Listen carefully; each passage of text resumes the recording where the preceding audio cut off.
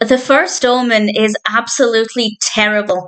There's no psychological fear, there are hardly any jump scares, so I'm really struggling to find any horror element in this. The narrative is painfully slow. The film is about 2 hours. We could have wrapped it up in an hour and 10. There is so much fluff, so much padding. Every single scene is about 3 times longer than it needed to be. The characters are incredibly dull.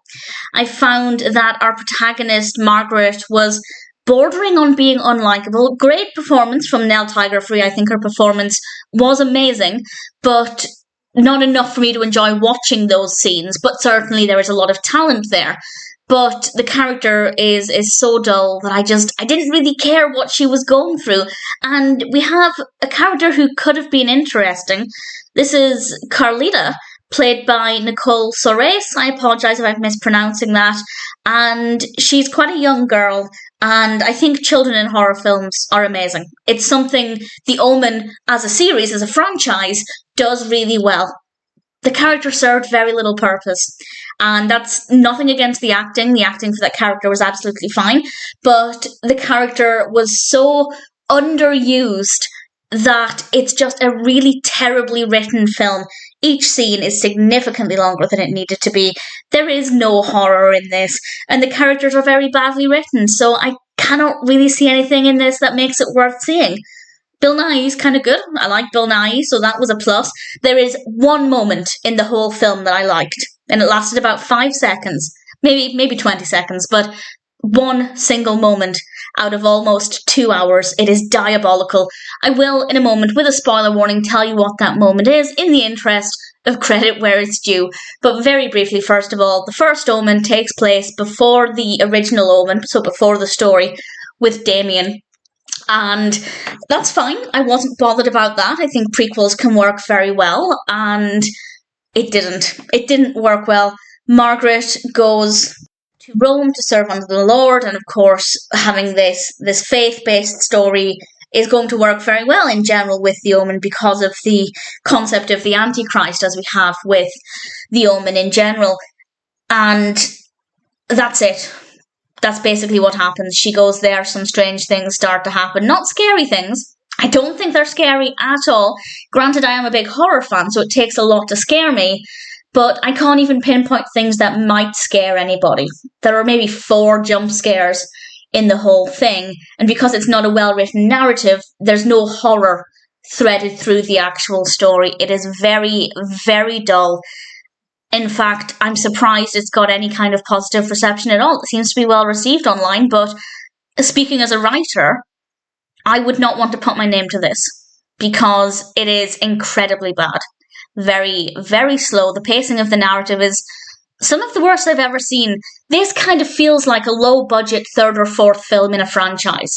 It doesn't feel like a potential franchise reboot with, I'd imagine, a decent amount of money behind it. And I say imagine because we have a variety of sets, we have some special effects. The technical aspects of the film are okay. If I'm trying to find credit where it's due, I don't have any issues with the camera work, I don't have any issues with the lighting.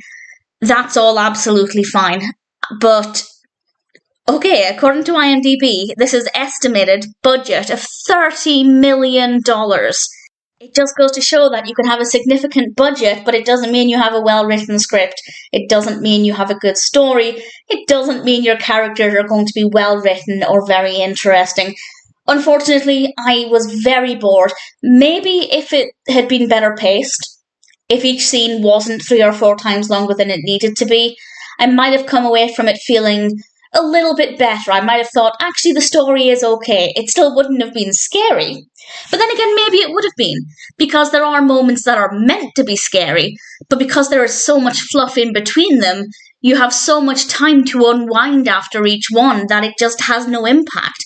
But had it been tighter, it would have been potentially scary thing, a tiny breather, potentially scary thing.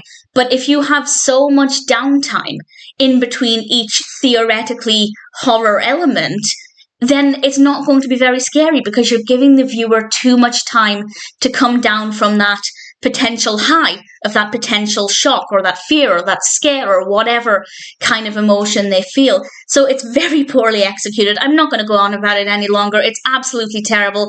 I don't understand any of the positive reviews whatsoever.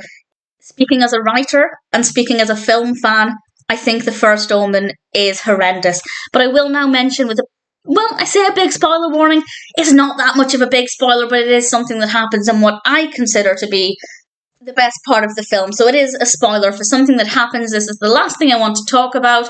And I was genuinely impressed, not just with the execution, but with the fact that they took it a little step further. And this is the point where we have a character called Anjelica, and she's standing up high from a window on a ledge. And I thought, okay, they're going to do what they did in The Omen, where Damien's nanny took her own life, jumped from the window. It was traumatizing to all the children. And technically that is what happens. But just before she steps from that ledge, she sets herself on fire.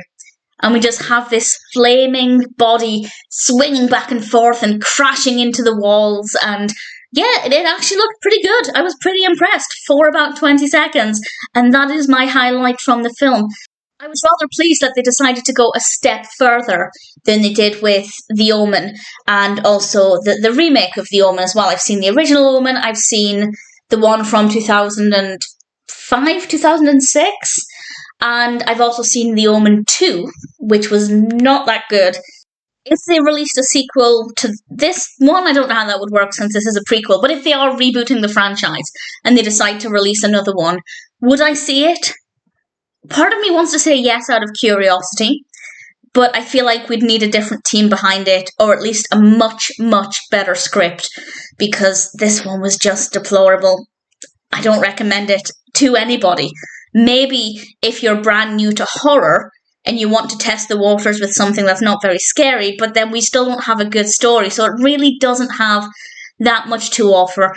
Some good performances, but beyond that, well, that and the flaming Anjelica, there's nothing really else that I can praise the first Omen for. I definitely do not recommend it.